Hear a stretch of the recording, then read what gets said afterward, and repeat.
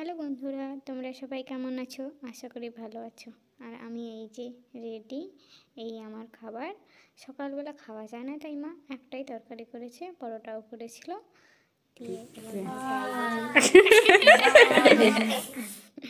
তারপর আমি চলে যাচ্ছি সিঁড়ি দিয়ে।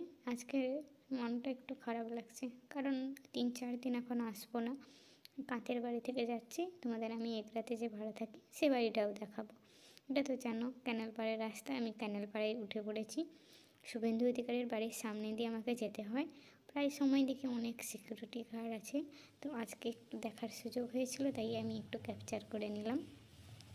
আজকে সকাল থেকেই ওয়েদারটা খুবই বাজে, তো বৃষ্টি হচ্ছে হয়েই যাচ্ছে। আর শীতকাল না বৃষ্টিকাল বোঝাই যায় না। আর আমাদের আজকে ছিল প্রবীণ বিদায়ের অনুষ্ঠান। আমাদের ওই জন্য 11 আর নতুন 10-এর মেয়ে সবাই উদ্যোগ নিয়ে ভালো করে গুছিয়ে প্রোগ্রামটা আয়োজন করেছে। সত্যি খুব সুন্দর। এই যে নাচ হচ্ছে দেখছো, এই নতুন এই বছর যারা ট্রেনে উঠেছে তাদের। আর প্রবীণ বিদায় মানে সত্যি একরাশ দুঃখ। সবার স্কুল লাইফ শেষ হয়ে যাচ্ছে।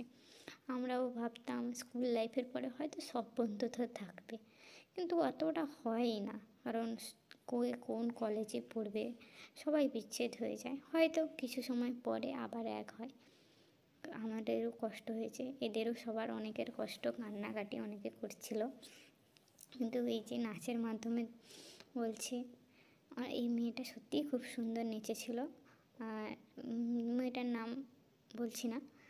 তারপরে গানটা আমি দিতেই পারতাম, এইরকম দেখতে হয়তো ভালো লাগছে না, কিন্তু কপিরাইট ক্লেম আসবে বলে আমি গানটা আর দিলাম না। একটু দিব হয়তো, পরে যদি কারোর দেখার সুযোগ হয় দেখে নেবে। তারপরে আমাদের মাননীয় গুরুপদবাবু অনেক কিছু বললেন। বাচ্চাদের মধ্যে সত্যি ভীতির সঞ্চার হয়েছে, কারণ মাধ্যমিক এবছর 9:45 থেকে শুরু। তো 9:45 মানে সবাইকে হয়তো সেন্টারে 9টার মধ্যে ঢুকে যেতে হবে। প্রথম দিন যেহেতু সবারই একটু জীবনের প্রথম বড় পরীক্ষা বলে কথা। এবার আমিও যারা কাছাকাছি, আমাদের স্কুলের যেরকম সেন্টার পড়েছে এগরা স্বর্ণময়ীতে, কিন্তু আমি আমার গ্রামের স্কুলের থেকে আমাদের যে সেন্টার স্কুল অনেক দূর।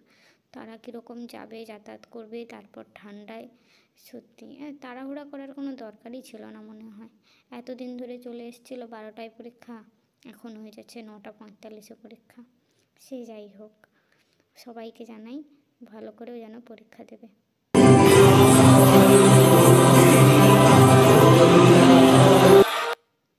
তারপর গুরুপদবাবু কিছু বলবেন আমাদের মাঝখানে। উনি বললেন কীরকম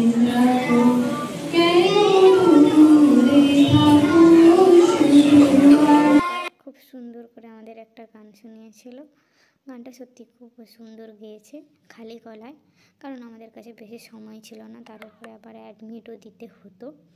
তারপর বৃষ্টির শেষে আমি বাড়ি চলে এলাম। এটা আমার এগরার বাড়ির গেট। এইখানে গেটটা খোলার পরে দেখবে আমার স্কুটি থাকে। স্কুটি আমি কোনো দিনই চালাইনি এখানে আসার পরে, কারণ রাস্তা খারাপ।